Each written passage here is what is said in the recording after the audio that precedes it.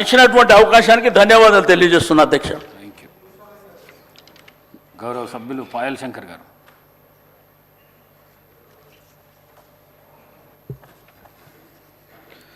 ధన్యవాదాలు అధ్యక్ష. చాలా సంవత్సరాల తర్వాత ఎన్నికల వాతావరణంలో ఒక వర్గం చాలా సంతోషపడ్డటువంటి సమయం.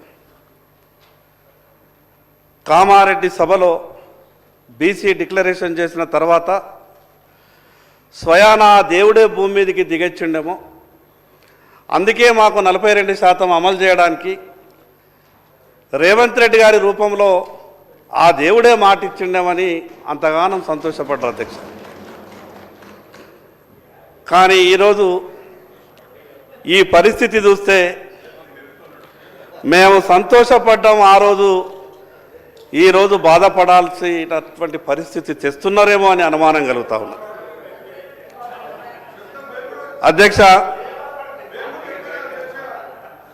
అధ్యక్ష బీసీ డిక్లరేషన్ గురించి 42% స్థానిక సంస్థలలో రాజకీయ అవకాశం కొరకు ఆ ఒక్క విషయం మీదనే ఎక్కువ చర్చించే ప్రయత్నం చేస్తున్నారు. సరే, ఆ విషయం మీద కూడా మాట్లాడినా కూడా దాదాపు ఒక 2 నుంచి 3 పేజీలు ఉన్నాయి. సంవత్సరానికి 20,000 కోట్ల రూపాయల నిధుల ఖర్చు కావచ్చు. 14 నెలలు గడిచిపోయింది అధ్యక్ష. 20,000 కోట్లు కాదు కదా, 20 కోట్లు కూడా అది మిగతా విషయాలు చెప్పొచ్చు. కానీ నేనేమంటున్నానంటే అధ్యక్ష, ఎన్నికల సమయంలో మాత్రమే రాజకీయ పార్టీలు బీసీలను ఆకర్షించే విధంగా మాట్లాడుతూ వస్తున్నాయి. మేము అనుకున్న చివరికి అసెంబ్లీ పార్లమెంట్ ఎన్నికల్లోనే ఆ రకంగా జరుగుతుందేమో, స్థానిక సంస్థలలో కూడా మరొకసారి ఈ తతంగం అంతా చూస్తే మా మనసులో ఎటువంటి కల్మషం లేదు, మేము ఇవ్వడానికి సిద్ధంగానే ఉన్నాం. కానీ మీకు తెలుసు కదా సుప్రీంకోర్టు ఏమన్నదో, పార్లమెంటులో చట్టం ఏ రకంగా ఉన్నదో.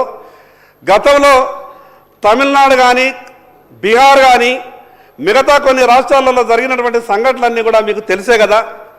దాని కొరకే మేము ఏరుకోరి ప్రస్తుతంగా అసెంబ్లీ సమావేశాన్ని పెట్టి మీకు న్యాయం చేసేందుకే కదా మేము ఇంత తపన పడుతున్నామని మాట్లాడి తప్పించుకుంటారేమో అని అనుమానం కలుగుతూ ఉన్నది. అధ్యక్ష, ప్రభుత్వ వెబ్సైట్లో చెప్తున్నాయి.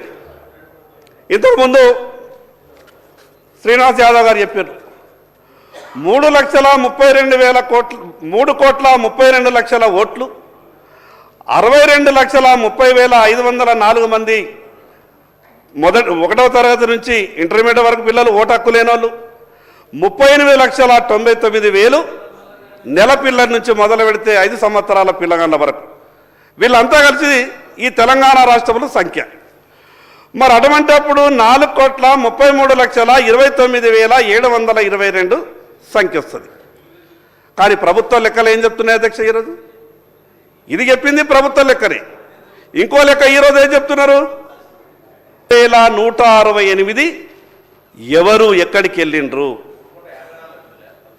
3,30,00,000 ఈ సంఖ్య తీసేస్తే 4,33,29,722 ఒక అధికారిక వెబ్సైట్లో ఉన్నటువంటి లెక్క. దాంట్లో 3,32,00,000 ఓటర్లు